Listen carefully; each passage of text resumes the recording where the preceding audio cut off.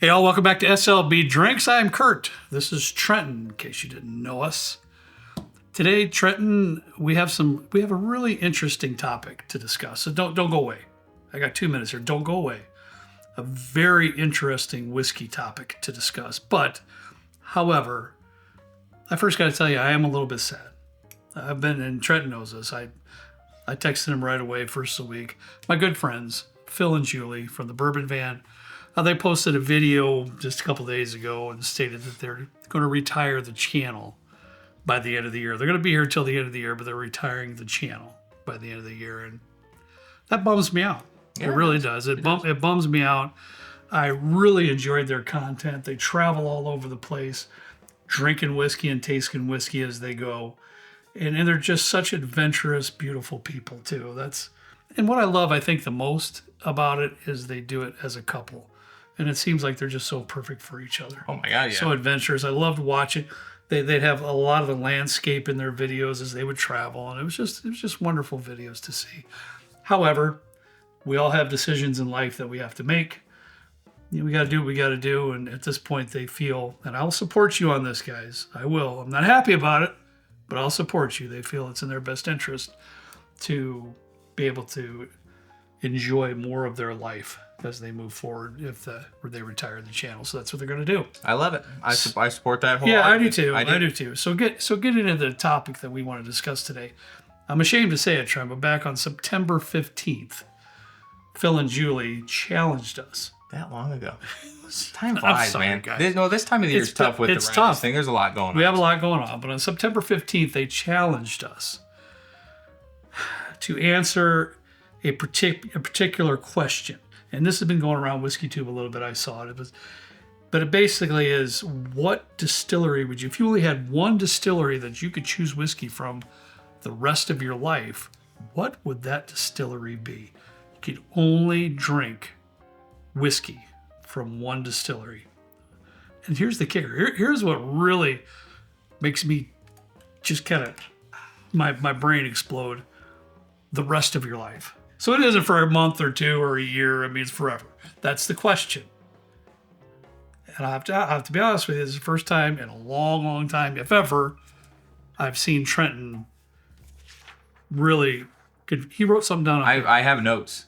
This is an important topic. I like hypotheticals like this because it's kind of neat because it really kind of gets you going. If every brand or every distillery fell off the face of the earth, which one would you hope? I guess would kind of survive. And I have a couple questions.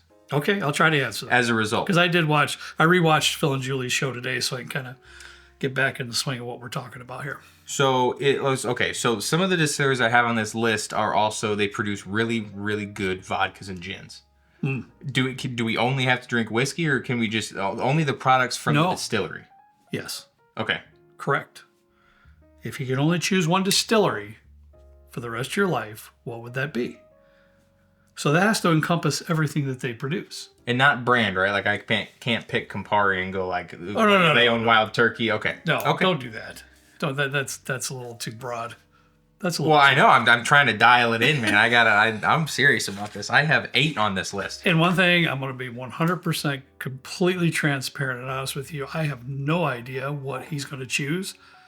He has no idea what I'm going to choose because neither one of us really know. We started the video without 100% knowing what we're doing. Oh, by the way, Trenton, in honor of our good friends Phil and Julie, Trenton is sipping their Still Austin Rye Barrel Pick. And I am sipping their Trails End 8-year pick. This one here, Trenton, is an 8-year bourbon that was finished in McCarthy peated single malt casks. Well, you got me on the peated. Mm-hmm. That brings out some incredibly different flavors. It's something like you've never had before. Oh. There's a lot of brownies. Don't get out of here. You say brownie? I was going to say, because I've had some, it's on the palate. There's a lot of brownie notes on the palate with a little bit of that burnt crust edge for me. But sure, there might be just a touch of some peat notes in there too. You like? But it's good. Cheers to you guys. So, buddy, I don't know. This could go 100 ways to Sunday. We need to do a Still Austin Rye pick. We do. Fantastic. That's incredible. I've had some of that too. I think that was Julie's pick. Julie picked that one. Good job, Julie. That's fantastic. Very good. So the first thing in my head, I know you're going to be shocked and amazed, Trenton, but the first thing in my head pops in is Buffalo Trace. No. Because, I knew to say that. But I mean, if you say, it depends, because if you say, if I can have anything, any of their releases, the BTAC, and I've said it many times before, when it comes to bourbon especially, BTAC is pretty much the pinnacle, dude. I mean, it's freaking good, great stuff.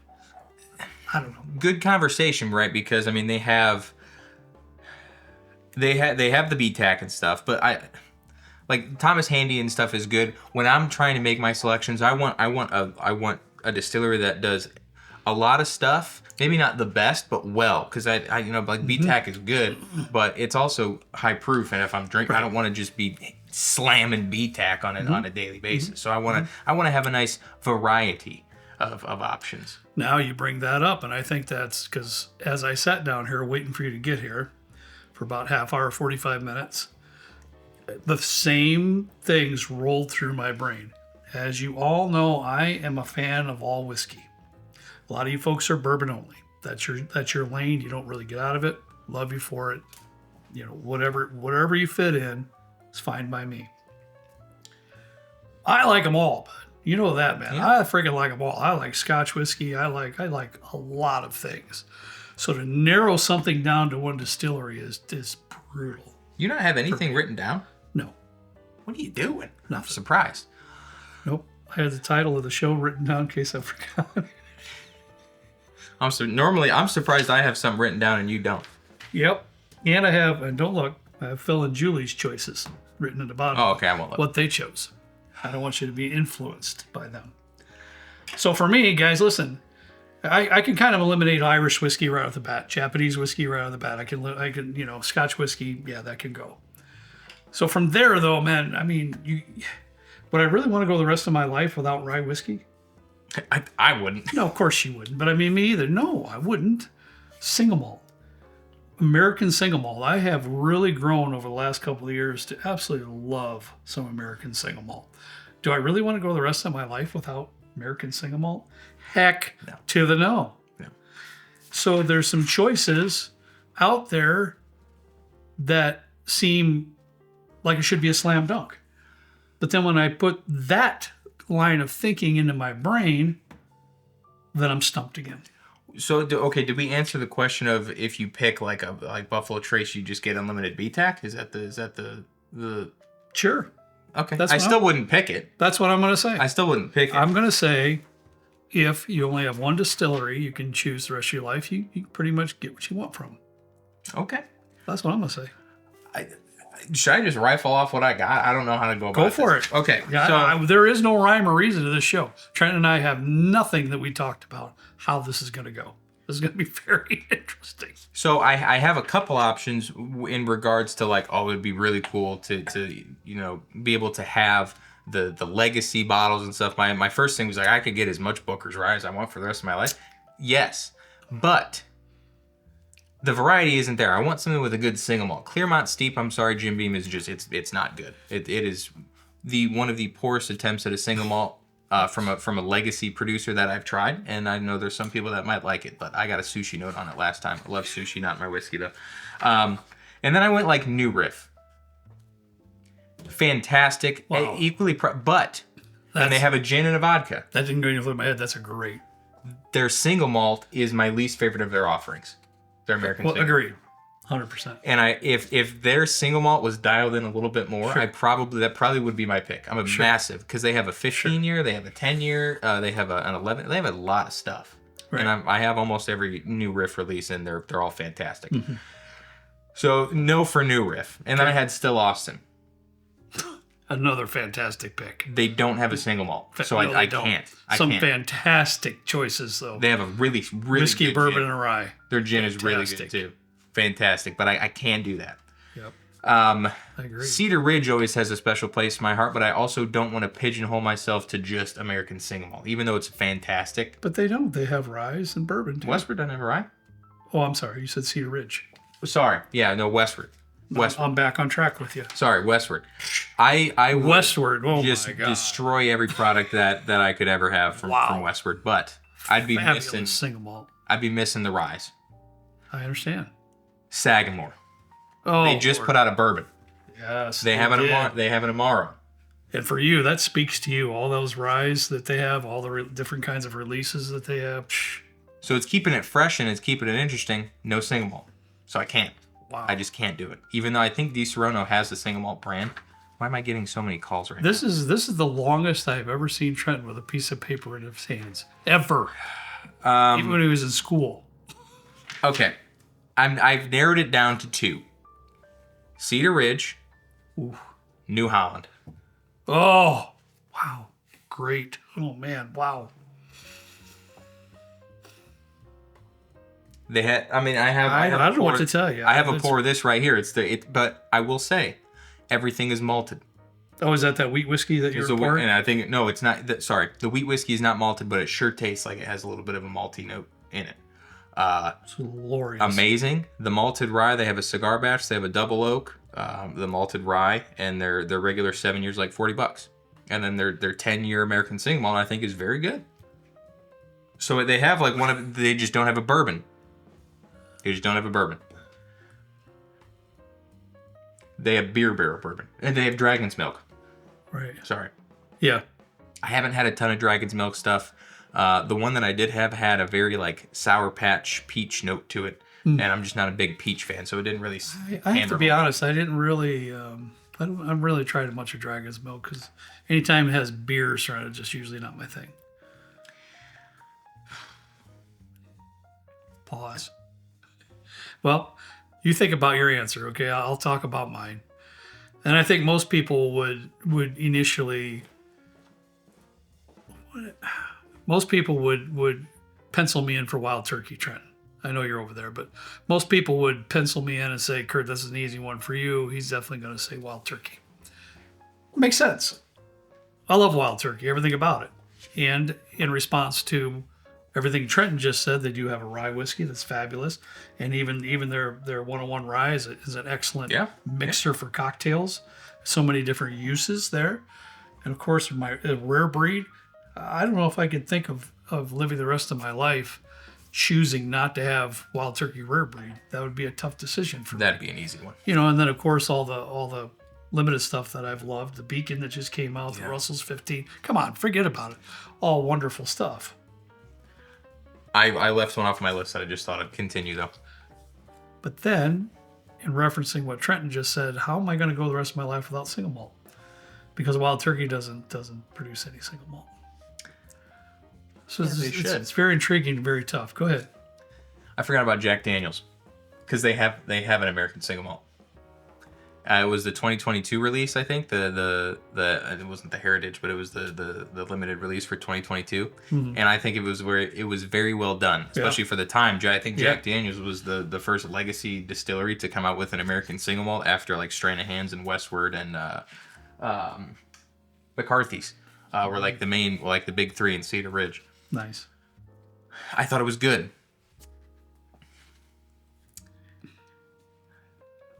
Who's going to choose first?